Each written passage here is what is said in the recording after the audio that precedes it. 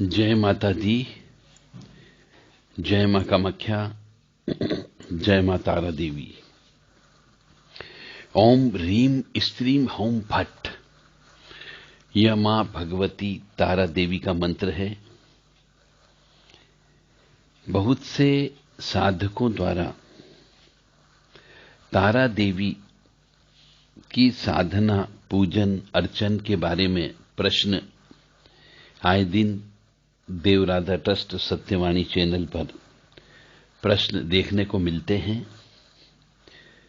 बहुत से साधकों के द्वारा तारा देवी के बारे में और अन्य जानकारी भी चाही गई, तो उन साधकों के लिए जो मां भगवती तारा की साधना करते हैं, पूजा करते हैं और उनकी साधना में प्रवृत्त होना चाहते हैं, उन सभी साधकों के लिए यह तारा देवी का आज का एपिसोड मां भगवती तारा को अर्पित है।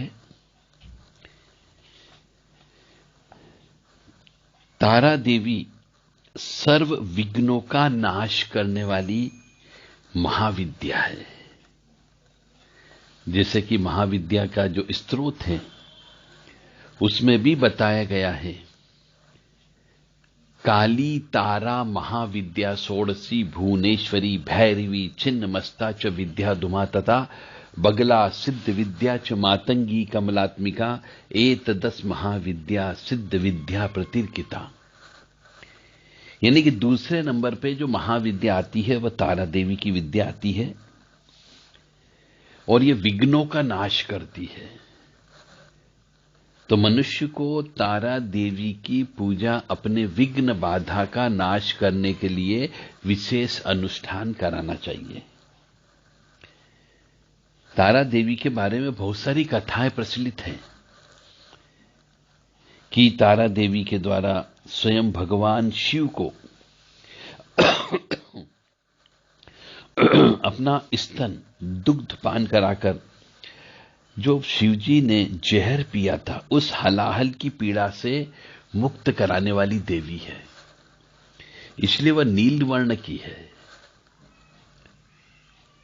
और चूंकि भोलेनाथ का जहां पर जहर गले में रुक गया था वह भी नील वर्ण का है। देवी महाकाली ने ही हयग्रीव नामक दैत्य के वध हेतु नील वर्ण धारण किया था और उनका यह उग्र स्वरूप उग्र तारा के नाम से विख्यात हुआ। तो तारा देवी के बारे में बहुत बारीक जानकारी, रहस्यमय जानकारी, गुप्त जानकारी आज आपके सामने प्रस्तुत कर रहे हैं। तारा देवी जो है शक्ति, प्रकाश बिंदु के रूप में आकाश के तारे के समान विद्यमान है, इसीलिए देवी तारा नाम से विख्यात है। तारा शक्ति का यह स्वरूप हमेशा मोक्ष प्रदान करने वाली तथा अपने भक्तों को समस्त प्रकार के घोर संकटों से मुक्ति प्रदान करने वाली है। यानी जो व्यक्ति मोक्ष चाहता हो उसे तारा देवी की आराधना, उपासना करना चाहिए जो काली स्वरूप में है। और जिसके पास संकट ही संकट है, जीवन में उसने कभी सुख देखा ही नहीं, ऐसे मनुष्य को भी तारा मां की उपासना करना चाहिए। अब आप कहेंगे सब उपासना कैसे करें, क्या करना चाहिए, कैसे करना चाहिए, कहां पर करना चाहिए, कितने दिन की उपासना करना चाहिए। अरे जब तक आपके संकट समाप्त न हो जाए, आप घोर कष्ट से उबर न जाओ, तब तक उनकी पूजन अर्चन करते रहो। और यदि संकटों को आप पार कर जाते हो तो फिर तो उनकी विशेष कृपा है, तो आगे भी जब तक जिंदा हो आप करते रहो, ताकि मोक्ष मिल जाएगा। तारा देवी का जो घनिष्ठ संबंध है वह मुक्ति से है। मुक्ति का मतलब हो गया इस आवागमन के चक्कर से आप मुक्त हो सकते हो। जीवन और मरण रूपी चक्र हो या अन्य किसी प्रकार का संकट से भी मुक्ति मिलती है। इसलिए तारा देवी की उपासना करना चाहिए। तारा शक्ति पीठ के नाम से तारापीठ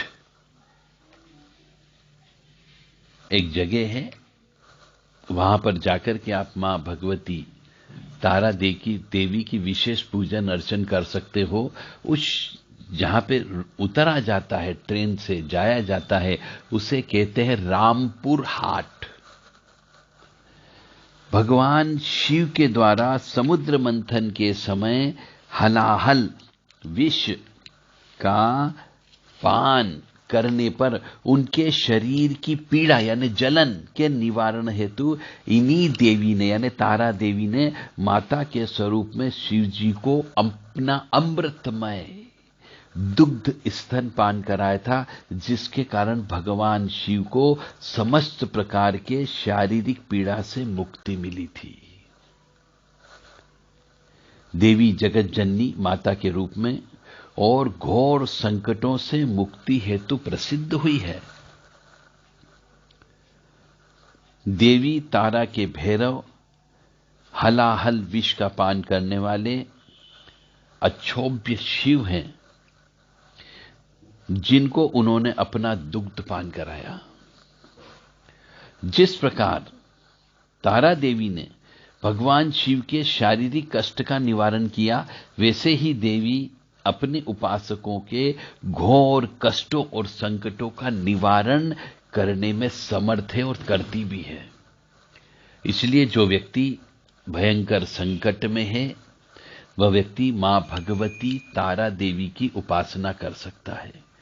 अब तारा देवी की उपासना कैसे करें, उनके कौन से मंत्रों को लें, किसके पास जाएं, किस गुरु के पास जाएं, कहां से हमें इसका ज्ञान मिलेगा, कैसे पूजन अर्चन करना चाहिए, यदि आपको कोई भी नहीं मिल रहा हो तो आप देव राधा ट्रस्ट सत्यवाणी चैनल के जो नंबर हैं उन पर संपर्क करके आप देव राधा ट्रस्ट से मां देवी तारा देवी के बारे में पूरी जानकारी आप सीख सकते हैं, आकर के प्रशिक्षण ले सकते हैं कि उनकी पूजा पाठ कैसे की जाए, उनकी आराधना कैसे की जाए, उनके कौन से मंत्र का जप किया जाए, और मंत्र भी आपको गुरु मुख से दिया जा सकता है।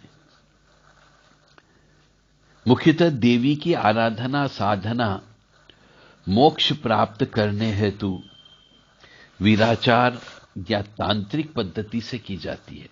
क्योंकि तारा देवी काली मां है और काली मां की पूजा कभी भी वैदिक रूप से सफल नहीं होती है, तांत्रिक रूप से, और वो भी वीराचार पद्धति से की जाती है।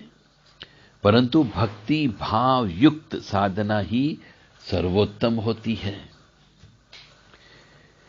नील सरस्वती संपूर्ण ब्रह्मांड में जो ज्ञान इधर उधर फैला हुआ है, उनके एकत्रित होने पर इन्हीं देवी के रूप का निर्माण होता है तथा वह समस्त ज्ञान इन्हीं देवी का मूल स्वरूप है। इसीलिए इनका एक नाम नील सरस्वती भी पड़ा है। तारा देवी जी का निवास स्थान महाघोर महाशमशान है, जहां हमेशा चिता जलती रहती हो तथा जलती हुई चिता के ऊपर देवी दिगंबर अवस्था में बागंबर पहनकर खड़ी है। देवी नर खप्परों तथा हड्डियों की मालाओं से अलंकृत है तथा सर्पों के आभूषण के रूप में धारण करती है। यानी सर्प जो होते हैं, सांप होते हैं, नाग होते हैं, वो उनके आभूषण हैं, और नर के जो मुंड माला है, उनके खप्पर हैं, उनकी हड्डियों की माला धारण करती है। इसलिए तारा देवी की उपासना में हड्डियों की माला से जप किया जाता है ताकि उनसे प्रसन्नता अधिक जल्दी प्राप्त की जा सके। 3 नेत्रों वाली देवी उग्रतारा स्वरूप के अत्यंत ही भयानक प्रतीत होती है। उग्रतारा अपने उग्र तथा भयानक स्वरूप हेतु जानी जाती है। देवी का यह रूप अत्यंत उग्र तथा भयानक है। ज्वलंत चिता के ऊपर, मतलब जलती हुई चिता के ऊपर शव रूपी शिव या चेतनाहीन शिव के ऊपर देवी महाक्रोध की मुद्रा में खड़ी हुई है। ये उनका स्वरूप है। देवी उग्र तारा तमोगुण संपन्न है, तमोगुण है उसके अंदर। अपने साधक के कठिन से कठिन परिस्थितियों में भी वह पथ प्रदर्शित कर छुटकारा पाने में सहायता प्रदान करती है।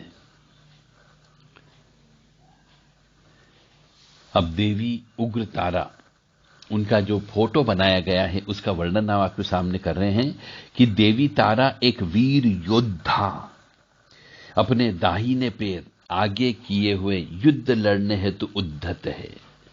यह हमेशा ध्यान रखें कि तारा देवी का जो भी फोटो आप लेकर के आए, उनका दायां पैर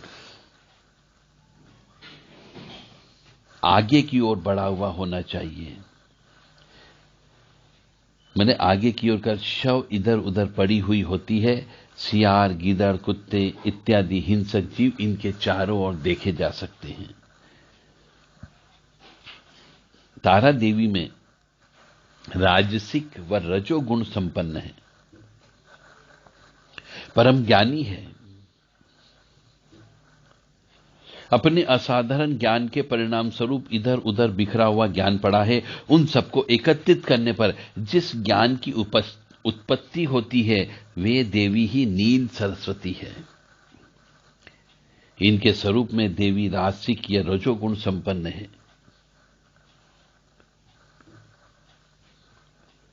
परम ज्ञानी है और इस असाधारण ज्ञान के परिणाम स्वरूप चिता के शव को शिव रूप में परिवर्तित करने में समर्थ है। एक जटा यह देवी का तीसरा स्वरूप है। पिंगल जटा जूट वाली यह देवी सत्व गुण संपन्न है तथा अपने भक्तों को मोक्ष प्रदान करती है, यानी कि मोक्षदात्री है। चिता में सर्वप्रथम देवी उग्र तारा के रूप में खड़ी रहती है, यानी जो द्वितीय नंबर की तारा देवी है जिसको हम नील सरस्वती कहते हैं, वह शव को जीवित कर शिव बनाने में सक्षम है।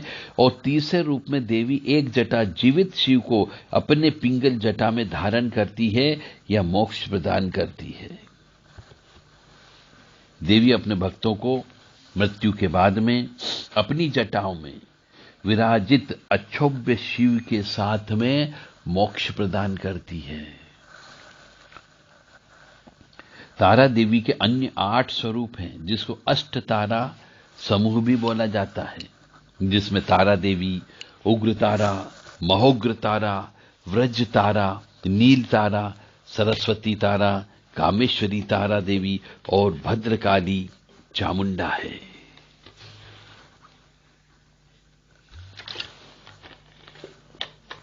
सभी का स्वरूप, गुण तथा स्वभाव से सब अलग अलग हैं।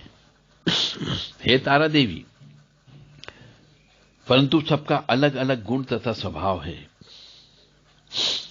भक्तों की समस्त प्रकार से कामनाओं को पूर्ण करने में समर्थ भी है। अब तारा देवी प्रकट कैसे हुई और तारा देवी को लंबोदरी क्यों कहा जाता है? देवी तारा की उत्पत्ति मेरु पीठ पर्वत के पश्चिम भाग में चोलना नदी के तट पर हुई। हयग्रीव नामक दैत्य के वध हेतु देवी महाकाली ने ही नील वर्ण धारण किया था। तो चैत्र शुक्ल अष्टमी तिथि में देवी तारा प्रकट हुई थी। इस कारण यह तिथि तारा अष्टमी भी कहलाती है। चैत्र शुक्ल नवमी की रात्रि तारा रात्रि कहलाती है। एक और देवी तारा की उत्पत्ति के संदर्भ में कथा तारा रहस्य नामक ग्रंथ से प्राप्त होता है। जो भगवान विष्णु के अवतार श्री राम द्वारा लंकापति दानव राज दशानन रावण का वध करने से संबंधित है।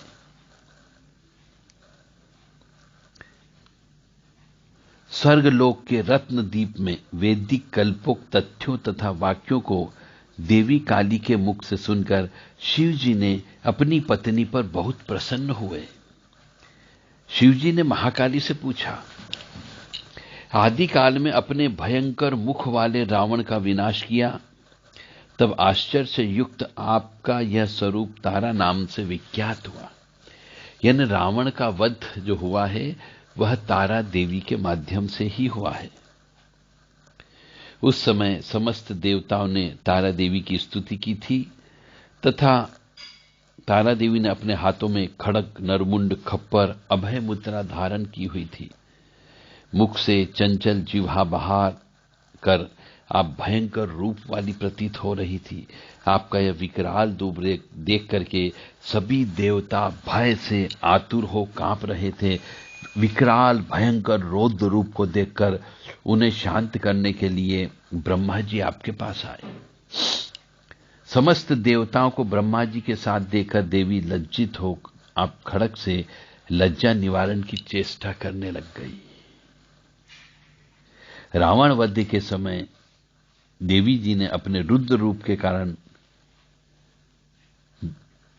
दिगंबर हो गई थी तथा स्वयं ब्रह्मा जी ने लज्जा निवारण हेतु आपको व्याघ्र चर्म प्रदान किया था। इसी रूप में देवी लंबोदरी नाम से विख्यात हुई। तो इस प्रकार से तारा देवी का नाम लंबोदरी भी पड़ा। अब महाविद्या तारा की उपासना या नील तारा की उपासना जब करते हैं तो उसके अनेक विधान हैं। तंत्र में ही इसकी साधना उपासना करते हैं तो शमशान में की जाती है, चिता के पास बैठकर या चिता स्थान पर बैठकर के। बहुत से मनुष्य तारा देवी की प्रसन्नता प्राप्त कर सकें, इसके बहुत सारे प्रयोग दिए गए हैं। सृष्टि की उत्पत्ति से पहले घोर अंधकार था। तब न तो कोई तत्व था न कोई शक्ति थी, केवल अंधकार का साम्राज्य था। इस प्रलय के अंधकार की देवी थी काली। उसी महा अंधकार से एक प्रकाश बिंदु प्रकट हुआ जिसे तारा कहा गया। यही तारा अक्षोभ्य शिव यानी भैरव ऋषि की शक्ति है। ब्रह्मांड में जितने भी धधकते हुए पिंड हैं उन सभी की स्वामिनी उत्पत्ति करती तारा ही है। जो सूर्य में प्रखर प्रकाश है उसे नील ग्रीवा कहा जाता है, यह भी मां तारा है। सृष्टि की उत्पत्ति के समय प्रकाश के रूप में प्रकट हुआ, इसलिए तारा नाम से विख्यात हुई। इसको महानीला भी कहा जाता है और नील तारा भी कहा जाता है, क्योंकि नीला रंग है। इनके संबंध में कथा आती है कि जब सागर का मंथन हुआ था तो सागर से जो हलाहल विष निकला था, जो तीनों लोकों को नष्ट करने लगा था, तब भगवान शिव ने उस विष को पिया और विष को कंठ में ही रोक लिया। परंतु महादेव जी मूर्छित होने लगे तो विष के प्रभाव से उनका कंठ नीला हो गया। तब देवी ने भगवान को मूर्छित होते देखा तो देवी नासिका से भगवान शिव के भीतर चली गई और विष को अपने दूध से प्रभावहीन कर दिया। किंतु हलाहल विष से देवी का शरीर नीला पड़ गया। तब भगवान शिव ने देवी को महानीला कहकर संबोधित किया। इस प्रकार सृष्टि की उत्पत्ति के बाद पहली बार देवी साकार रूप में प्रकट हुई। ये सब कहानियां हमारे शिव पुराण, देवी पुराण में बताई गई है। तारा देवी जो है सकल ब्रह्मांड अथवा परमेश्वर की शक्ति है। इनकी 7 कलाएं हैं, परा, परात्परा, अतीता, चित्परा, तत्परा, तदतीता और सर्वातीता। ये 7 कला हैं इनकी, यानी कि 7 शक्तियां हैं। इन कलाओं सहित देवी को धारण करने या स्मरण करने से उपासक को अनेक विद्याओं का ज्ञान प्राप्त हो जाता है। देवी तारा के जो भक्त होते हैं उनकी बुद्धि का मुकाबला कोई नहीं कर सकता। भोग और मोक्ष दोनों एक साथ देने में समर्थ होने के कारण इनको सिद्ध विद्या कहा गया है। मां तारा की एक विशेष प्रकार की साधना है जिसमें कोई विशेष नियम नहीं है, परंतु पूर्ण भक्ति से यदि साधना की जाए तो माता भक्त की पुकार अवश्य सुनती है। आपकी धन संबंधी समस्या भी दूर होगी व आपको दिव्य सिद्धियां भी प्राप्त होगी और धन भी प्राप्त होगा।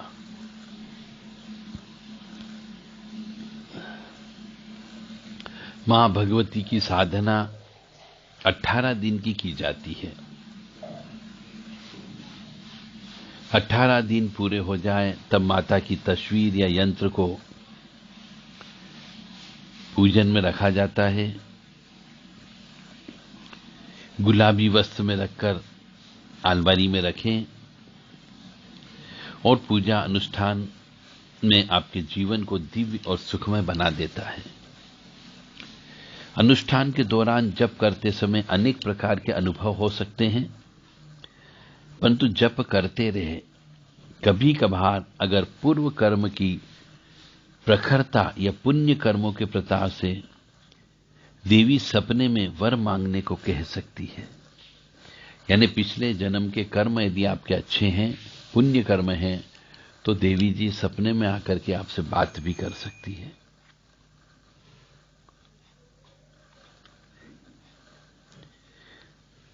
देवी जी का गहरा नीला रंग है, ये मान करके चलें। बहुत से मनुष्यों को ये ज्ञान ही नहीं होता है कि काली मां और तारा मां में क्या समानता है और क्या असमानता है। वो तारा मां के फोटो को काली मां की फोटो मान करके पूजा करते हैं और बहुत से लोग काली मां के फोटो को तारा मां की पूजा मान करके पूजा करते हैं, जो भी गलत होने की संभावना होती है। तो तारा मां का फोटो अलग प्रकार का है और काली मां का फोटो अलग प्रकार का है। 10 महाविद्या में 2 महाविद्या, काली प्रथम महाविद्या है और तारा देवी दूसरी महाविद्या है। दोनों का स्वरूप थोड़ा अलग अलग है और दोनों का ध्यान भी अलग अलग है, दोनों के मंत्र भी अलग अलग हैं, यानी कि शक्तियां भी अलग अलग हैं। काली मां ने ही नील वर्ण धारण करने के कारण तारा नाम से जानी जाती है और दोनों का घनिष्ठ संबंध भी है। जैसे दोनों शिव रूपी शव पर प्रत्यालीन मुद्रा धारण किए हुए आरूढ़ हैं, दोनों का निवास स्थान शमशान भूमि है, दोनों देवियों की जिह्वा मुंह से बाहर है, दोनों को रक्त प्रिय है, भयानक तथा डरावने स्वरूप वाली है दोनों, काली मां और तारा मां, और दोनों का संबंध भूत प्रेतों से है। दोनों देवियों का वर्ण गहरे रंग का है, एक गहरे काले वर्ण की है तो दूसरी गहरे नीले वर्ण की है। दोनों देवियां दिगंबर ही विचरण करने वाली हैं। कहीं कहीं पर देवी काली कटे हुए हाथों की करदनी धारण करती है, नरमुंडों की माला भी धारण करती है, तो देवी तारा व्याघ्र चर्म धारण करती है तथा नरमुंडों की माला धारण करती है। यह विशेष तौर से आपको ध्यान रखना है तारा मां की पूजा करते समय। यानी तारा मां की फोटो जब भी आप लेके आते हैं तो विशेष तौर से देवी तारा के फोटो में व्याघ्र चर्म यानी कि शेर की खाल वह धारण करती है अपने दिगंबर स्वरूप को, और नरमुंड की माला तो दोनों धारण करती है। अब नरमुंड की माला क्यों पहनती है? जितने भी राक्षस उत्पन्न हुए हैं वह सब पुरुष ही उत्पन्न हुए। शास्त्र में कहीं पर राक्षसणियां उत्पन्न हुई ऐसा नहीं बताया गया है, क्योंकि दुर्गा सप्तशती का भी पाठ करेंगे तो भी उसमें कहीं पर भी राक्षसणियां यानी स्त्रियां ने कभी भी अत्याचार नहीं किया। क्या उस समय स्त्रियां नहीं थी, परंतु उनने कभी भी राक्षसों जैसा अत्याचार नहीं किया। या फिर देवी भागवत पढ़ें, देवी पुराण का पाठ करें, उसमें भी कहीं पर भी स्त्री ने राक्षसियों का रूप धर करके किसी को नुकसान पहुंचाया हो ऐसा नहीं हुआ है। यानी कि हमारे शास्त्र में जो लिखा है उससे ऐसा ज्ञात होता है कि पुरुष ही राक्षस का रूप धारण करता है। तो जितने भी राक्षस उत्पन्न हुए हैं वह पुरुष ही हुए हैं। हमारे पुराणों में राक्षसणियां बताई नहीं गई, क्योंकि हमारे पुराणों में तो स्त्री को पूजा गया है, कन्या पूजन किया गया है, स्त्री को शक्ति माना गया है। इसलिए तो हम देवी की उपासना करते हैं। तो हमारे पुराणों में तो स्त्री जो सुहागन स्त्री होती है उसको लक्ष्मी मानते हैं, सरस्वती माना जाता है। दुष्टा स्त्री कभी नहीं बताया गया। इसलिए माताजी के गले में जो माला है वह राक्षसों के मुंड की माला है जिनका उन्होंने वध किया। तो दोनों की साधना तंत्र के अनुसार की जाती है, चाहे वो काली मां की करो चाहे तारा देवी की करो। तो तंत्र के अनुसार पंच मकार विधि से तारा मां की साधना करने पर सफलता बहुत जल्दी प्राप्त होती है। काली मां और तारा मां दोनों एक ही है, इनमें बहुत कम भिन्नताएं देखने को मिलती है। दोनों देवियों का वर्णन शास्त्र के अनुसार शिव पत्नी के रूप में बताया गया है, तथा दोनों के नाम भी एक जैसे ही हैं, हर वल्लभा, हर प्रिया, हर पत्नी इत्यादि। हर यानी भगवान शिव का नाम है, परंतु देवी तारा ने ही शिव को बालक रूप में परिवर्तित कर अपना स्तनपान दुग्धपान कराया था। समुद्र मंथन के समय पे कालकुट विष का पान करने के परिणाम स्वरूप शिव जी के शरीर में जलन होने लगी थी, वह तड़पने लगे थे। तब देवी जी ने ही उनके शारीरिक कष्ट को शांत करने हेतु तारा देवी का रूप धारण किया। तारा देवी शमशानवासिनी है, तामसिक है, विध्वंसक प्रवृत्ति से संबंधित रखने वाले देवी देवता मुख्यतः शमशान में ही वास करते हैं। तारा देवी जी को तंत्र की शाखाओं में सबसे अधिक प्रिय और महत्व दिया जाता है। ये था तारा देवी जी के बारे में काफी कुछ रहस्यमय ज्ञान। तारा ऊर्जा प्रवाह में भयानक रूप धारण कर लेती है, इसलिए यह काली का ही रूप कहा जाता है, पर काली नहीं है। इन्हें काली मां की प्रति छाया समझ सकते हो आप। तारा के मंत्र जितने भी आते हैं उनमें अच्छौभ्य ऋषि, छंद वृहति और रीम बीज होम शक्ति जरूर आता है। यानी तारा देवी के कोई भी मंत्र हो, यदि उसमें रीम बीज मंत्र नहीं है, होम शक्ति नहीं है, तो वह मंत्र गलत है। तो तारा देवी के जितने भी मंत्र होते हैं आप देख लें, हो सकता है आपके पास कोई मंत्र हो और जिसका आप जप कर रहे हो, तो उसमें रीम और हुम शब्द अवश्य आना चाहिए। जैसे कि तारा देवी के बारे में कहा गया है, ओम रीम स्त्रीम होम फट, ये तारा देवी का सिद्ध महामंत्र है।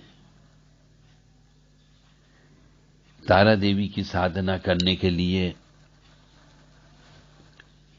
जो उनका वर्णन किया गया है कि विश्व में व्यापक जल के मध्य में श्वेत कमल पर विराजमान जिन भगवती के दाहिने हाथों में खड्ग, यहां पे मां भगवती का वर्णन किया गया है। मूर्ति भी हो तारा मां की तो इस वर्णन के अनुसार होना चाहिए कि उनके दाहिने हाथ में खड्ग एवं नील कमल तथा बाएं हाथ में करतारिका एवं कपाल है,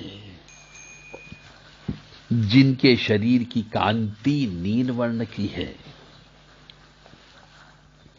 यानी कि बाएं हाथ में करतारिका एवं कपाल होना चाहिए, जो कांची कुंडल हार कंकण केयूर तथा मंजिर आदि विभूषणों से एवं सुंदर नाग से विभूषित है। यानी काली मां की, तारा मां की जो मूर्ति है या फोटो है, उसमें उनके सभी हाथों में नाग यानी सर्प अवश्य होना चाहिए, तो ही वह तारा मां की फोटो कहलाएगी। यदि काली मां की फोटो होगी तो उसमें सर्प नहीं होते हैं। ऐसे रक्त वर्ण वाले 3 नेत्रों से सुशोभित रहने वाली भगवती के सिर पर पिंगल वर्ण एक जटा है, जिनकी जिह्वा चंचल है, दंत पक्षियों के कारण जिनका मुख महाभयानक प्रतीत होता है, जिनके कटी व्याघ्र चर्म है, माथे पर श्वेत स्थित पट्टिका है, सिर पर नाग रूप धारी अक्षोभ्य ऋषि विराजमान रहते हैं। ऐसे रक्त मुख युक्त मुख कमल वाली शव के हृदय पर आसन लगाए हुए त्रिलोक की जननी भगवती तारा का ध्यान करना चाहिए। यानी कि अब आपको शायद समझ में आ गया होगा कि काली मां का फोटो अलग होता है और तारा मां का फोटो अलग होता है। ऐसा भी कहा गया है शास्त्र में कि इस प्रकार मां का ध्यान करते हुए हविष्यान अथवा अनेक दधि मधु अथवा दही और मांस खाकर तथा पान चबाते हुए तारा मंत्र का 4 लाख जप करना चाहिए। इसके बाद दूध और घी मिलाकर रक्त कमलों से दशांश हवन करना चाहिए। जप स्थान पर महाशंख यानी नर कपाल स्थापित करके जप का विधान कहा गया है।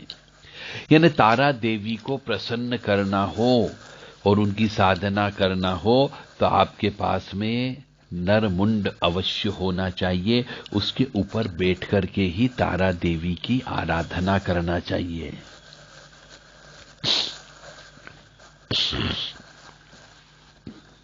ऐसा भी कहा गया है, ये शास्त्र है, तंत्र है। तारा देवी यानी तंत्र, और जो मनुष्य तंत्र के माध्यम से तारा देवी को प्रसन्न करता है वह बहुत जल्दी उनकी कृपा प्राप्त कर सकता है। तो सुंदर जवान स्त्री को देखते हुए या स्पर्श करते हुए जिसकी वजह से काम बल उत्पन्न हो, निश्चित काल में बलि देना चाहिए। और जो व्यक्ति तारा मां की आराधना साधना करता है या करना चाहता है, उसे कभी भी स्त्रियों से द्वेष नहीं करना चाहिए। उनका हमेशा पूजन करना चाहिए। तारा मंत्र के जप काल में एक स्थान का कोई नियम नहीं है, कहीं पर भी जप कर सकते हो, शमशान में कर सकते हो, शून्य ग्रह में कर सकते हो, देव स्थान में कर सकते हो, एकांत में कर सकते हो, पर्वत पर कर सकते हो, वन के मध्य में कर सकते हो, शव आसन पर बैठ करके कर सकते हो, और ये साधना कहीं पर भी की जा सकती है। बस आपके पास में नरमुंड नरकपाल अवश्य होना चाहिए। तंत्र शास्त्र में तारा देवी को ही सवित्राग्री कहा गया है, और देवी की स्तुति से देवी जी की कृपा प्राप्त की जा सकती है। लाल व नीले फूल उनको चढ़ाना चाहिए। नारियल, चौमुखी दीपक चढ़ाने से देवी जी प्रसन्न होती है। देवी के भक्त को ज्ञान व बुद्धि विवेक तीनों लोकों में कोई नहीं हरा पाता है, और देवी जी की मूर्ति के ऊपर रुद्राक्ष चढ़ाने से बड़ी बाधा भी नष्ट हो जाती, ऐसा शास्त्र कहता है। महाविद्या तारा के मंत्रों से बड़े दुखों का नाश हो जाता है। इसलिए तारा देवी का मंत्र ओम ह्रीम स्त्रीम होम फट, ओम ह्रीम स्त्रीम होम फट, इसको लगातार जप करते रहना चाहिए। इस मंत्र से काम्य प्रयोग भी संपन्न किए जा सकते हैं। काम्य प्रयोग का मतलब अपनी इच्छा के अनुसार अपनों को जो चीज चाहिए वह प्राप्त हो सकती है। जैसे कि ओम ह्रीम स्त्रीम होम फट बोलते हुए बिल्व पत्र, भोजपत्र और घी से हवन करने पर लक्ष्मी जी की कृपा प्राप्त होती है। ओम ह्रीम स्त्रीम होम फट बोलते हुए शहद, शर्करा, खीर से होम करने पर वशीकरण शक्ति प्राप्त होती है। ओम ह्रीम स्त्रीम होम फट बोलते हुए हवन करने से, मतलब घी तथा शर्करा युक्त हवन सामग्री से होम करने पर आकर्षण पैदा होता है। और स्तंभन के लिए ओम ह्रीम स्त्रीम होम फट मंत्र बोलते हुए काले तिल व खीर से हवन करने पर शत्रुओं का स्तंभन हो जाता है, नाश नहीं होगा।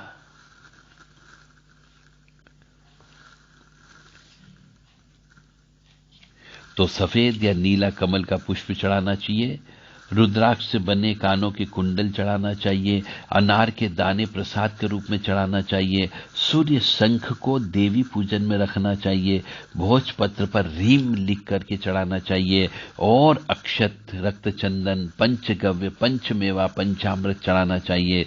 पूजा में उड़द की दाल व लौंग, काली मिर्च का चढ़ावे के रूप में प्रयोग अवश्य करना चाहिए।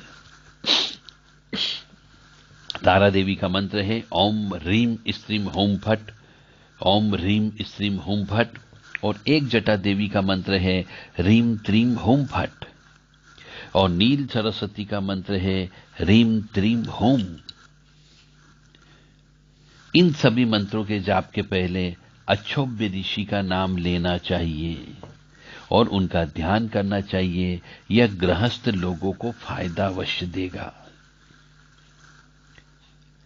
तारा च तारिणी देवी नाग मुंड विभूषिता, ललजिह्वाम नीलवर्णाम ब्रह्म रूप धरा, तथा नागाम चित्कटी देवी नीलांबरधराम, नामाष्टमिदं श्रोतम य पठित शृणुत्यापि, तस्य सर्व सर्वार्थ सिद्ध स्यातु सत्यम सत्यम महेश्वरी।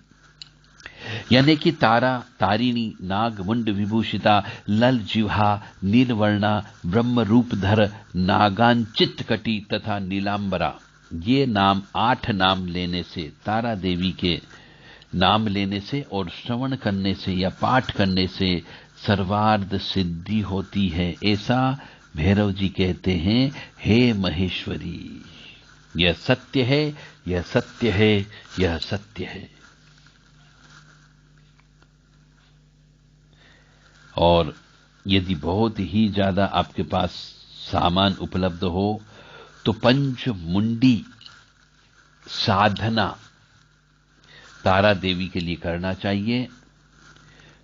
जिससे बहुत जल्दी तारा देवी की कृपा प्राप्त होती है, और ऐसा साधारण मनुष्य के लिए संभव नहीं है, क्योंकि साधारण परिवार वाले मनुष्य को शमशान साधना, शमशान की चीजें, मुंड, हड्डी, राख इत्यादि से दूर रहना चाहिए। तो ये जो साधना जितनी भी है तारा देवी की, ये अघोरी लोगों के लिए, ओघड़ लोगों के लिए, जिसने विवाह नहीं किया उन लोगों के लिए, या फिर जिनने संन्यास ले लिया हो और दोबारा से अब घर नहीं जाएंगे, उन वह व्यक्ति मां तारा की साधना कर सकता है।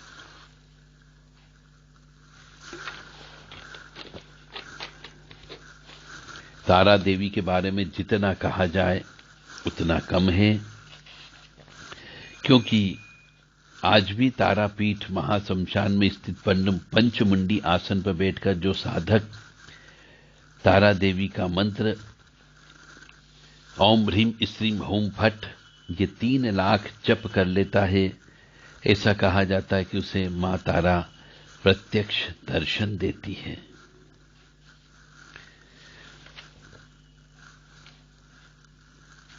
तारा देवी के बारे में ये संपूर्ण वर्णन आपको प्रदान किया गया। यदि आप और कोई जानकारी तारा देवी के बारे में जानना चाहते हैं, मां तारा से संबंधित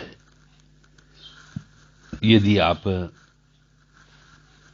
कोई साधना करना चाहते हो, मां तारा से संबंधित दीक्षा लेना चाहते हो, तो देव राधा ट्रस्ट से आप संपर्क कर सकते हैं। जय माता दी, जय मां कामाख्या। ओम ह्रीम श्रीम होम फट, ओम ह्रीम श्रीम होम फट, ओम ह्रीम श्रीम होम फट, ओम ह्रीम श्रीम होम फट, ओम ह्रीम श्रीम होम फट। ये तारा देवी का मंत्र है। तारा देवी का दूसरा नाम एक जटा है। उनका मंत्र है ओम ह्रीम त्रीम होम फट, ओम ह्रीम त्रीम होम फट, ओम ह्रीम त्रीम होम फट। और नील सरस्वती का मंत्र है ह्रीम त्रीम होम, ह्रीम त्रीम होम। यानी ह्रीम और होम तारा देवी के जितने भी नाम हैं उनके मंत्रों में यह लगाना जरूरी होता है। ओम ह्रीम श्रीम होम फट। ये तारा देवी आप सभी को सुखी रखे, स्वस्थ रखे, प्रसन्न रखे, यश दे, कीर्ति दे, मान सम्मान दे और सुख समृद्धि शांति प्रदान करे।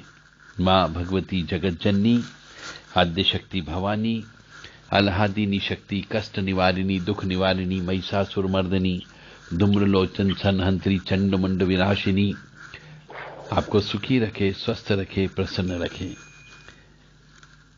लोका समस्ता सुखिनो भवन्तु, लोका समस्ता सुखिनो भवन्तु, लोका समस्ता सुखिनो भवन्तु। ओम धौम शांति अंतरिक्षगुं शांति, पृथ्वी शांति, आपः शांति, ओषधयः शांति, शांतिरेव शांति, श्यामा शांतिरेधि। ओम सुशांतिर्भवतु। ओम शांति शांति शांति।